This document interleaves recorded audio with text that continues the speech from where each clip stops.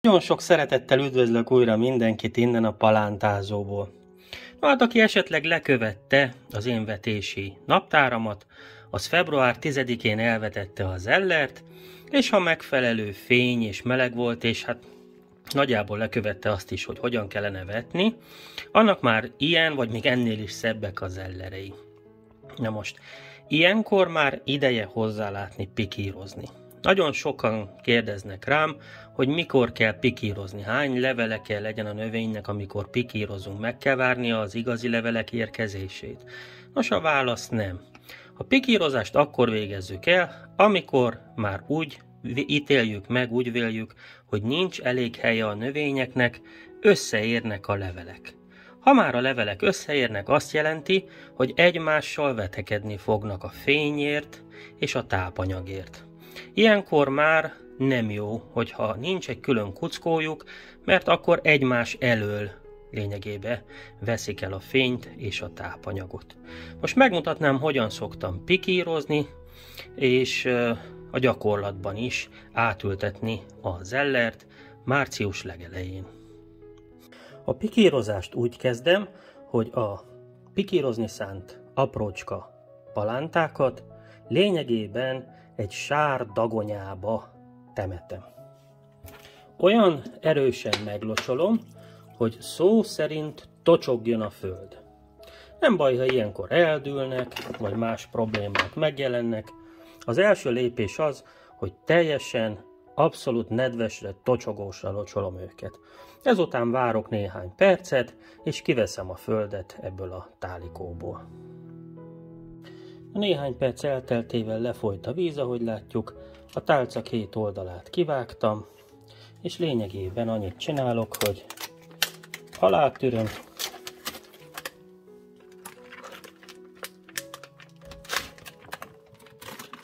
és a palántákat kitolom földestől.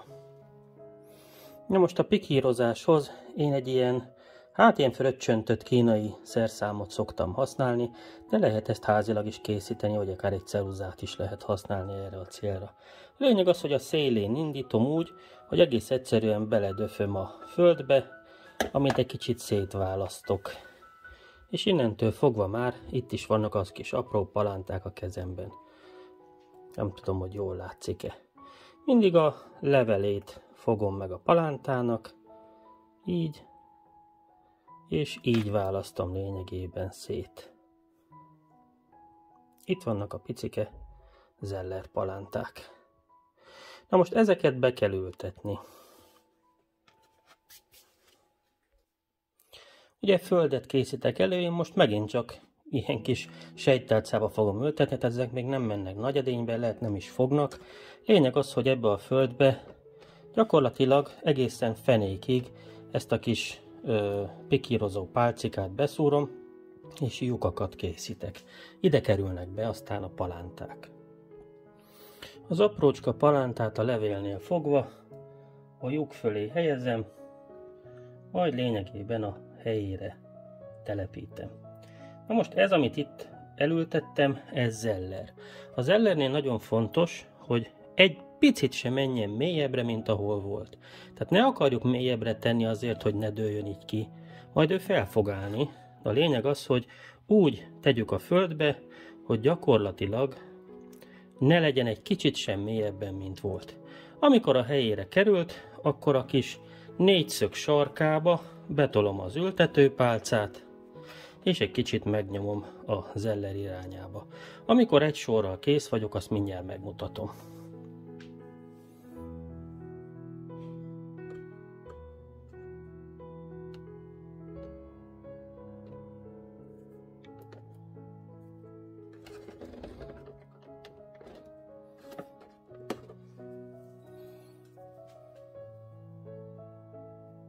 Ha egy sort felraktam, hogy mindegyiket ebbe az irányba döntöm meg, akkor oda közvetlen mellé egy nagyon pici földet rászólok a tálikóra,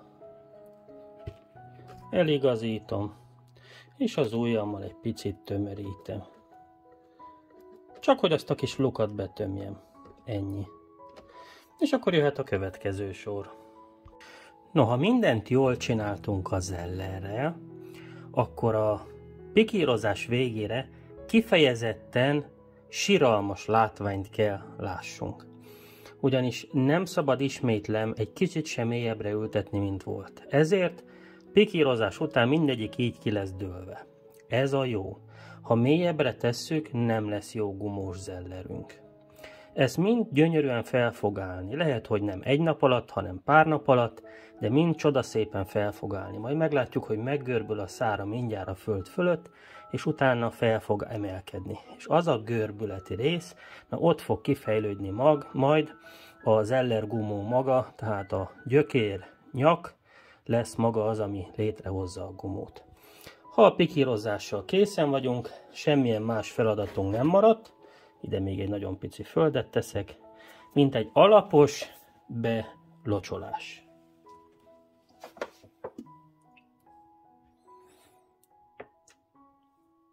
A belocsolás tényleg legyen nagyon alapos, úgy is mondhatnám, hadd dagonyázzanak megint csak a vízben az zellerek, ugyanis az zeller nagyon kedveli a nedvességet, nem lesz semmi baja.